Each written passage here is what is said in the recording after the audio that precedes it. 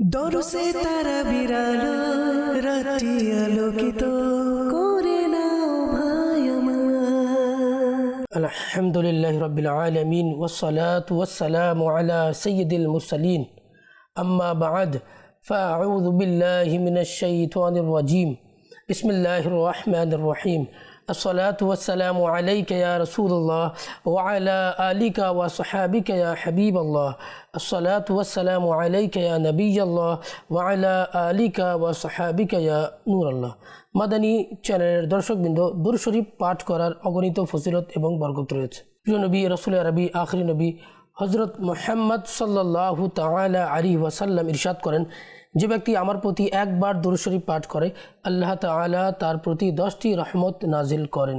সল্লু আলাল হাবিব সাল্লাল্লাহু তাআলা আলা মুহাম্মদ সাল্লাল্লাহু তাআলা আলাইহি ওয়াসাল্লাম।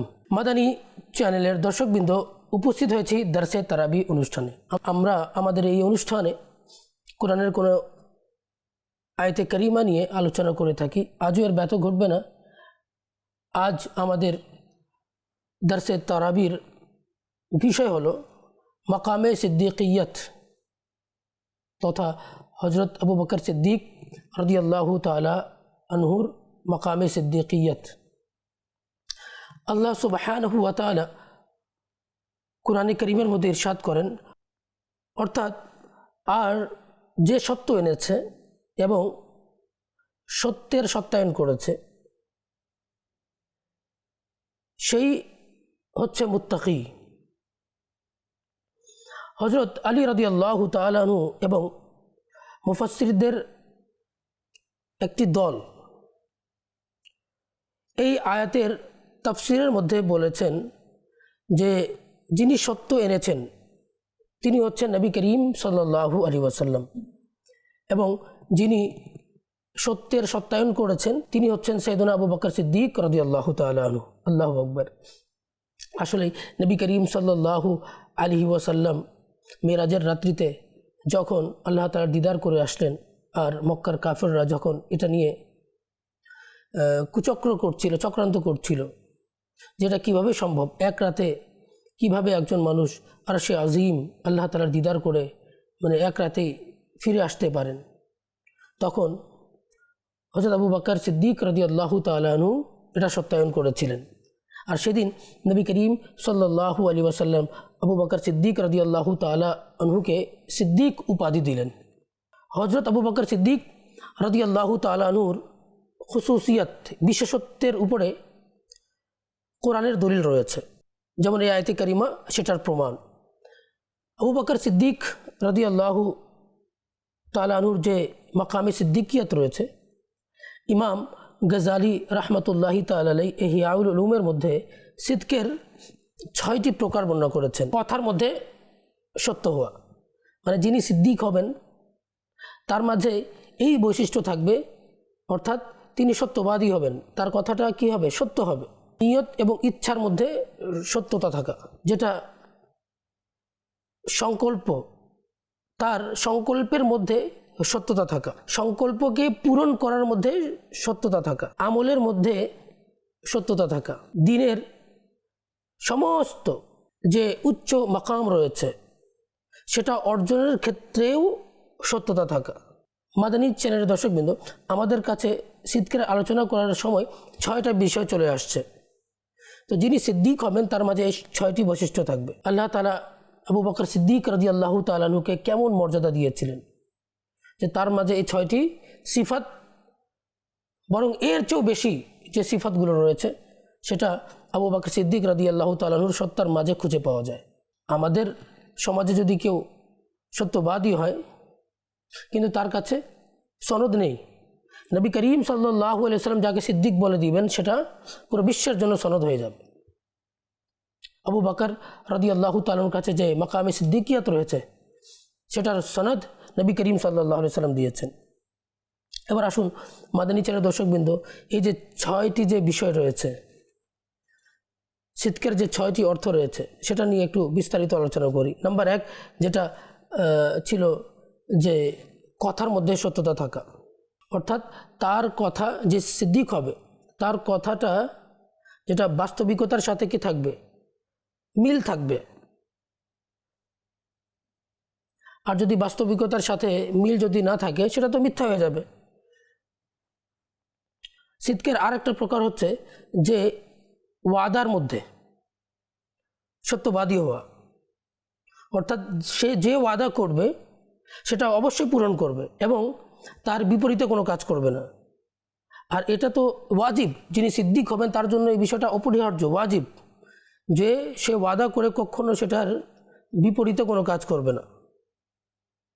সুতরাং যে ব্যক্তি মিথ্যা থেকে বেঁচে থাকে সে ব্যক্তি হচ্ছে সাদিক। তবে কিছু কিছু ক্ষেত্র আছে যেখানে বাস্তবিকতার বিরুদ্ধে কথা বলার অনুমতি রয়েছে। যেমন দুজন মুসলমানের মাঝে ঝগড়া আছে, দুজন মুসলমানের মাঝে দ্বন্দ্ব আছে, সেই দ্বন্দ্বটাকে মিটানোর জন্য, সেই দ্বন্দ্বটাকে শেষ করার জন্য যে এখানে অনুমতি আছে সত্যের বিপরীতে কথা বলার। আবার স্ত্রীর কাছে তার ভালোবাসার আবেগটাকে প্রকাশ করার জন্য সত্যের বিপরীতে কথা বলার অনুমতি রয়েছে। তারপর যুদ্ধের ময়দানে এই বাস্তবিকতার এগেনস্টে কথা বলার অনুমতি এখানে ছাড় রয়েছে। মুখের সত্যতার মধ্যে আরেকটা বিষয় রয়েছে, বান্দা যখন আল্লাহ তাআলার কাছে মুনাজাত ধরছে, আমি আমার মুখ ওই খোদার দিকে করলাম যিনি আসমান এবং জমিন সৃষ্টি করেছেন, কিন্তু তার অন্তর আল্লাহ তাআলার পরিবর্তে দুনিয়াবি আকাঙ্ক্ষার দিকে মশগুল রয়েছে। তদ্রূপ যদি মুখ দ্বারা এটা বলে ইয়াকা না'বুদু, আমি তোমারই ইবাদত করি, কিন্তু মন এবং মস্তিষ্কের ইবাদতের কৈফিয়ত একেবারে ভিন্ন, তার উদ্দেশ্য খোদা ছাড়া ভিন্ন, তাহলে বুঝতে হবে তার কথার মধ্যে সত্যতা নেই। বান্দা যখন ইবাদতের মধ্যে দাঁড়াবে তখন সব সময় সব মাইন্ড কোন দিকে থাকবে? আল্লাহ তাআলার দিকে থাকবে। আল্লাহর হাবিব সাল্লাল্লাহু আলাইহি সাল্লাম হাদিসে জিবরিলের মধ্যে বলেছেন যে আনতা আবুদাল্লাহ কাআন্নাকা তারা, তোমরা এমনভাবে ইবাদত করো যেন তোমরা তাকে দেখছো। ফাইল্লাম তাকুন তারাহু ফাইন্নাহু ইয়ারাক, যদি তোমরা আল্লাহকে দেখতে না পারো তাহলে তোমরা মনে মনে এটা ধারণা করো যে আল্লাহ তাআলা তোমাকে দেখছেন। মাদানী চ্যানেলের দর্শকবৃন্দ, আমরা একটু চিন্তা করে দেখি যে আসলে কি আমরা যখন ইবাদত করি আমাদের ধ্যান ধারণা ইন্টেন্সিটি আল্লাহ তাআলার দিকে থাকে কি থাকে না? দেখা যায় যে মানুষ নামাজে দাঁড়িয়েছে, ওই ব্যবসায়িক হিসাব করছে, মন মস্তিষ্ক চলে গেছে, বাজারে চলে গেছে, বন্ধু বান্ধবের দিকে চলে গেছে, এভাবে করতে করতে দেখা যায় নামাজ শেষ হয়ে যায়। নামাজে যখন দাঁড়াবেন, নামাজ যেন আপনার এমন হয় যেন মেরাজ হয়ে যায়। আসসালাতু মেরাজুল মুমিনিন, নামাজ মুমিনের জন্য মেরাজ স্বরূপ। আর সিদকের দ্বিতীয় অর্থ যেটা, নিয়ত এবং ইরাদার মধ্যে সত্যতা।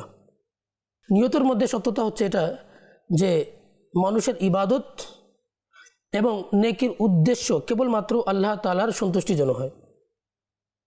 যদি এক্ষেত্রে যদি কোনো নফসের আকাঙ্ক্ষা চলে আসে তখন তার নিয়তের যে সত্যতা সেটা বাতিল হয়ে যাবে, আর এমন ব্যক্তিকে মিথ্যাবাদী বলা হবে। সুতরাং বোঝা গেল যে আমাদের যাবতীয় ইবাদত শুধুমাত্র একমাত্র কেবলমাত্র আল্লাহ তাআলার জন্য হতে হবে। সিদকের 3 নম্বরটা হচ্ছে যে সংকল্পের মধ্যে সত্যতা।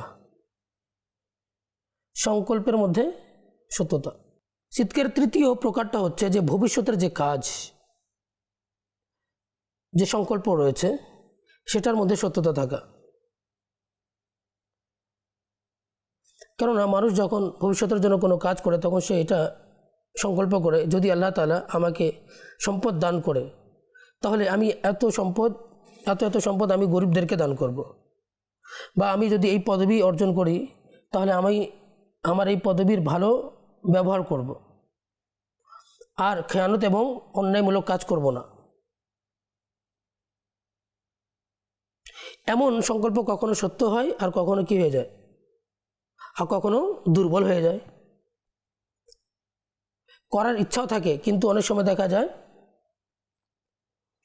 যে করতে পারে না। তাহলে আমরা যদি এই বিষয়টা আলোচনা করি তাহলে বোঝা যায় যে কোনো কাজকে সত্য অন্তরে কোনো ভবিষ্যতের কোনো কাজকে পাকাপোক্ত ইরাদাকে বলা হয় আজম। আজমের মধ্যে সত্যতা, সংকল্পের মধ্যে সত্যতা। তো যিনি সিদ্দিক হবেন তিনি যে ভবিষ্যতে কোনো একটা কাজ করার যে সংকল্প করবেন, সেই কাজ করার ক্ষেত্রে তাকে কি হতে হবে? মজবুত হতে হবে, পাকাপোক্ত হতে হবে। নাম্বার 4, সিদ্কের চতুর্থ প্রকার হচ্ছে যে সংকল্পকে পুরো করার ক্ষেত্রে সত্য হওয়া। অনেক সময় দেখা যায় যে মানুষ পাকাপোক্ত ইরাদা করেছে ঠিকই, কিন্তু যখন তার কাছে সম্পদ আসলো, তার কাছে পদবি আসলো, এখন করার ক্ষেত্রে সে গরমিল করছে, সেখানে দুর্বলতা প্রদর্শন করছে, তাহলে তার ওই সংকল্পকে পূরণ করার ক্ষেত্রে তার দুর্বলতা রয়েছে। তাহলে এমন ব্যক্তিকে সিদ্দিক বলা যাবে না। যিনি সিদ্দিক হবেন তিনি যে সংকল্প করবেন সেটা পূরণ করার ক্ষেত্রেও চেষ্টা করবেন, এবং যখন সময় আসবে সেই সময়েও সেটা কি করবেন? দুর্বলতা প্রদর্শন করবেন না, সেটা করার চেষ্টা করবেন। সিদ্কের পঞ্চম প্রকারটা হচ্ছে আমলের ক্ষেত্রে সত্যতা। অর্থাৎ নেক আমল করার সময় বান্দার বাতিন যেমন রয়েছে, প্রকাশ্যটাও যেন সেরকম হয়। যখন সে নামাজে দাঁড়িয়েছে, নামাজের বাহ্যিক অঙ্গ প্রত্যঙ্গ দ্বারা যেন খুশু পাওয়া যায়, এবং আভ্যন্তরীণভাবেও তার যেন খুশু পাওয়া যায়, আর আত্মিকভাবে যেন তার মন, মস্তিষ্ক, ধ্যান, ধারণা সব কিছু যেন আল্লাহ তাআলার দিকে যেন থাকে। ষষ্ঠ প্রকারটা হচ্ছে যে দ্বীনি মাকাম অর্জন করার ক্ষেত্রে সত্যতা। যেমন আল্লাহ তাআলার ভয় অর্জন করার ক্ষেত্রে, আল্লাহ তাআলার কাছে আশা তলব করার ক্ষেত্রে, আল্লাহ তাআলার প্রতি ভরসা করার ক্ষেত্রে, দুনিয়া থেকে বিমুখ হওয়ার ক্ষেত্রে, আল্লাহ তাআলার সন্তুষ্টি অর্জন করার ক্ষেত্রে, আল্লাহকে ভালোবাসার ক্ষেত্রে, এই সমস্ত বিষয় অর্জন করার ক্ষেত্রে সত্য হওয়া। কাজ করছেন সব ঠিক আছে, মুখে বলছেন আল্লাহর উপর ভরসা, কিন্তু অন্তরে আল্লাহর তার প্রতি ভরসা নেই। মনে রাখতে হবে যে মানুষ অসুস্থ হচ্ছে, তো সে যে ওষুধ সেবন করছে, ওষুধ সেবন করবে ঠিকই, কিন্তু সব সময় বিশ্বাস রাখতে হবে যে আল্লাহ তাআলা শিফাদানকারী সত্তা হচ্ছেন আল্লাহ তাআলা। ওষুধ নিতে হবে, তদবির অবলম্বন করতে হবে, কিন্তু ভরসা রাখতে হবে কার প্রতি? আল্লাহ তাআলার প্রতি ভরসা রাখতে হবে। আল্লাহ সুবহানাহু ওয়া তাআলা কুরআনে কারীমের মধ্যে ইরশাদ করেন, ওয়াকালা রাব্বুকুম উদউনি আস্তাজিব লাকুম। আল্লাহ তাআলা বলছেন, আর তোমাদের রব বলেছেন তোমরা দোয়া করো, আমি দোয়া কবুল করব। এই যে আয়াতের মধ্যে যে শব্দটা রয়েছে উদউনি, এর তাফসীরের মধ্যে একটি উক্তি হচ্ছে এর দ্বারা দোয়া বোঝানো হয়েছে, অর্থাৎ হে লোকেরা তোমরা আমার কাছে দোয়া করো, আমি তোমাদের দোয়া কবুল করব। আর একটা তাফসীরের মধ্যে রয়েছে যে এখানে উদউনি দ্বারা ইবাদতকে বোঝানো হয়েছে, যে তোমরা আমার ইবাদত করো, আমি তোমাদেরকে সওয়াব দান করব। আস্তাজিব লাকুম। মাদানী চ্যানেল দর্শকবৃন্দ, দোয়া একটি আজিমুশ-শান ইবাদত। এই দোয়ার ব্যাপারে অনেকগুলো আয়াতে কারিমা এসেছে, অনেক হাদিস এসেছে। দোয়া করার একটা হিকমত হচ্ছে, দোয়াটা হচ্ছে বান্দার আল্লাহ তাআলার প্রতি ভালোবাসার একটা বহিঃপ্রকাশ। আমরা যে আল্লাহ তাআলার ইবাদত করি, দোয়াটা হচ্ছে সেটার একটা আলামত। আমরা যে আল্লাহ তাআলার প্রতি তাওয়াক্কুল করি, আল্লাহ তাআলার প্রতি যে ভরসা করি, এটার একটি আলামত। আল্লাহ তাআলা আমাদের খালিক, আল্লাহ তাআলা আমাদের মালিক, আল্লাহ তাআলা আমাদের রাজিক, আল্লাহ তাআলা রাব্বুল আলামিন, আল্লাহ তাআলা রাহমুর রাহিমিন, আল্লাহ তাআলা হাকামুল হাকিমিন, আল্লাহ তাআলা মালিকুল মুলক। সমস্ত ইজ্জত, সমস্ত আজমত, সমস্ত শক্তি, সমস্ত খাজানা, সমস্ত কর্তৃত্ব, বাদশাহিত্ব সব কিছু আল্লাহ তাআলার কাছে রয়েছে। সবাইকে তিনি দান করেন। সমস্ত মখলুক আল্লাহ তাআলার মোহতাজ, সমস্ত মখলুক তার কাছে চায়। আল্লাহ তাআলা একমাত্র বেনিয়াজ। আমরা যখন আল্লাহ তাআলার কাছে দোয়া চাই, তখন আমাদের মন মস্তিষ্কে সব কিছু থাকে যে সব কিছুর মালিক আল্লাহ তাআলা, তিনি রব্বুল আলামিন, তার খাজানায় কোনো অভাব নেই। দোয়ার ফজিলত সম্পর্কে হাদিসে কারিমার মধ্যে অনেক কিছু বিবরণ এসেছে। আসুন আমরা হাদিস দ্বারা কয়েকটা দোয়ার ফজিলত আমরা শুনি। নাম্বার 1, আল্লাহ তাআলার নিকট কোনো কিছু দোয়ার চেয়ে গুরুত্বপূর্ণ নেই, দোয়ার চেয়ে সম্মানিত নেই বস্তুর ক্ষেত্রে। এছাড়া তো নবী করিম সাল্লাল্লাহু আলাইহি সাল্লাম আল্লাহ তাআলার নিকট সবচেয়ে পছন্দনীয় বান্দা। নাম্বার 2, দোয়া কোনো বালা মুসিবতকে অবতীর্ণ হতে দেয় না। নাম্বার 3, দোয়া মুসলমানের হাতিয়ার। আর দোয়াউ সিলাহুল মুমিনিন, দ্বীনের স্তম্ভ। এবং আসমান এবং জমিনের নূর। আল্লাহু আকবার। নাম্বার 4, দোয়া করলে গুনাহ মাফ হয়ে যায়। আল্লাহু আকবার। নাম্বার 5, দোয়া ইবাদতের মগজ। নাম্বার 6, আল্লাহ তাআলা প্রার্থনাকারীর সঙ্গে থাকেন। নাম্বার 7,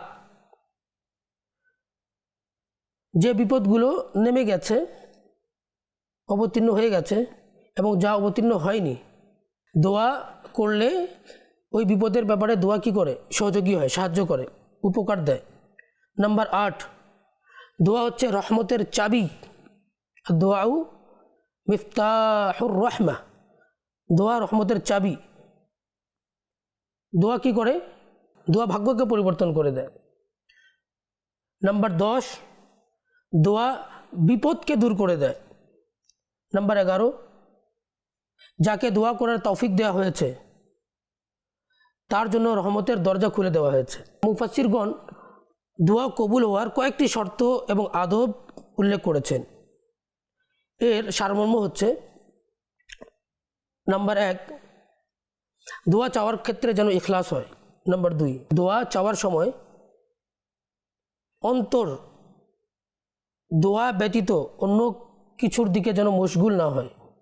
নাম্বার 3, নাজায়েজ গুনাহের যেন দোয়া চাওয়া না হয়। অনেক সময় দেখা যায় যে মানুষ কি করে? নাজায়েজ দোয়া চায়, তো সেই দোয়াটা কখনো চাওয়া যাবে না। যিনি দোয়া চান, যিনি আল্লাহ তাআলার কাছে দোয়া করেন, তিনি আল্লাহ তাআলার রহমতের প্রতি বিশ্বাস রাখেন। নাম্বার 5, যদি দোয়া কবুল হওয়ার কোনো আলামত প্রকাশ না পায় তাহলে অভিযোগ যেন করা না হয়, কারণ আল্লাহ তাআলা ভালো করেই জানেন যে বান্দার জন্য কোন বিষয়টা কল্যাণকর। সবসময় আল্লাহ তাআলার প্রতি হুঁশতেজান রাখতে হবে যে আমার জন্য যা কিছু কল্যাণকর রয়েছে আল্লাহ তাআলা সেটাই আমাদেরকে দান করেছেন। আর যদি দোয়া করেছেন বাহ্যিকভাবে সেটা আলামত প্রকাশ পাইনি, ইনশাআল্লাহ কিয়ামতের দিন বান্দা যখন দেখবে যে দুনিয়াতে যে সমস্ত দোয়াগুলো আমি করেছিলাম আর দুনিয়াতে সেগুলো কবুল হয়নি, আর আল্লাহ তাআলা যে আখিরাতে সেটার যে প্রাপ্য দান করবেন, তখন সে মনে করবে যে আমার যদি দুনিয়াতে কোনো দোয়াই কবুল হতো না আর আমাকে এই প্রাপ্যগুলো আখিরাতে দিয়ে দেওয়া হতো। সেই জন্য কখনো নিরাশ হবেন না। আল্লাহর কাছে দোয়া চান, আপনার মনে হচ্ছে যে কবুল হয়নি, কিন্তু করতে থাকুন। দোয়া তো ইবাদত, দোয়া করার ক্ষেত্রে কোনো ক্ষতি নেই। নবী করিম সাল্লাল্লাহু আলাইহি ওয়াসাল্লাম তার উম্মতকে অনেকগুলো দোয়া শিখিয়েছেন। কোরআনে কারীমের মধ্যে দোয়া রয়েছে, তো কোরআনে কারীমের মধ্যে যে দোয়াগুলো রয়েছে এবং হাদিসে কারীমের মধ্যে যে দোয়াগুলো রয়েছে, নবী করিম সাল্লাল্লাহু আলাইহি ওয়াসাল্লাম যে সমস্ত দোয়াগুলো করেছেন সেই দোয়াগুলো হচ্ছে জামে মানে বাক্যটা ছোট থাকে কিন্তু সেটা অনেক ব্যাপক অর্থবহুল, ব্যাপক অর্থ থাকে। আর তাছাড়া নবী করিম সাল্লাল্লাহু আলাইহি ওয়াসাল্লামের মুখ দ্বারা যে দোয়া বের হয়েছে সেটা তো কবুল আর কবুল, আল্লাহর কাছে সবসময় কি সেটা কবুল। তো সেই দোয়াগুলো যদি আমরা মুখস্থ করে নিই, ইনশাআল্লাহ আমাদের জন্য অনেক উপকারী হবে। যেমন রব্বানা আতিনা ফিদ দুনিয়া হাসানা, হে আল্লাহ আমাদেরকে দান করো দুনিয়াতে কল্যাণ, হে আল্লাহ দুনিয়াতে আমাদেরকে কল্যাণ দান করো। রব্বানা আতিনা ফিদ দুনিয়া হাসানা ওয়া ফিল আখিরাতি হাসানা, এবং আখিরাতেও আমাদেরকে কল্যাণ দান করো। ওয়াকিনা আযাবান নার, এবং আমাদেরকে জাহান্নামের আগুন থেকে রক্ষা করো।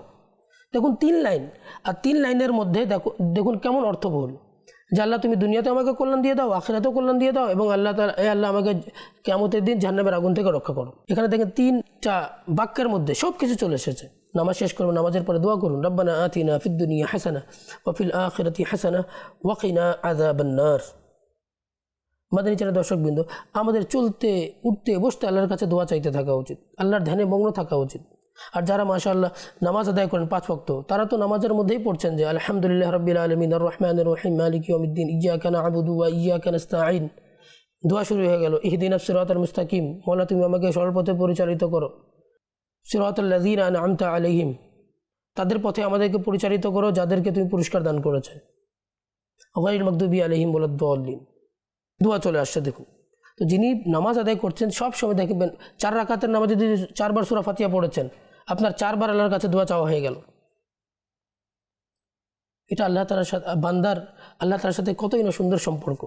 আর যারা নামাজ পড়েন না তাদের দোয়া করারও সুযোগ হয় না। মাদানী চ্যানেল দর্শকবৃন্দ, যারা নামাজ আদায় করেন না, আজ থেকে নিয়ত করুন যে আজ থেকে আমাদের কোনো নামাজ কাজা হবে না। আজ থেকে 5 ওয়াক্ত নামাজ আমরা যথাযথভাবে আমরা আদায় করব। আল্লাহ তাআলা যেন আমাদেরকে বোঝার তৌফিক দান করুক। মাদানী চ্যানেল দর্শকবৃন্দ, আজ এই পর্যন্ত। আগামী অনুষ্ঠানে নতুন একটা বিষয় নিয়ে আপনাদের সম্মুখে উপস্থিত হব। ততক্ষণ পর্যন্ত ভালো থাকুন, সুস্থ থাকুন, মাদানী চ্যানেল দেখতে থাকুন। সল্লু আলাল হাবিব সাল্লাল্লাহু তাআলা আলা মুহাম্মদ সাল্লাল্লাহু তাআলা। দরুসে তারা বিরালো রাতি আলোকিত।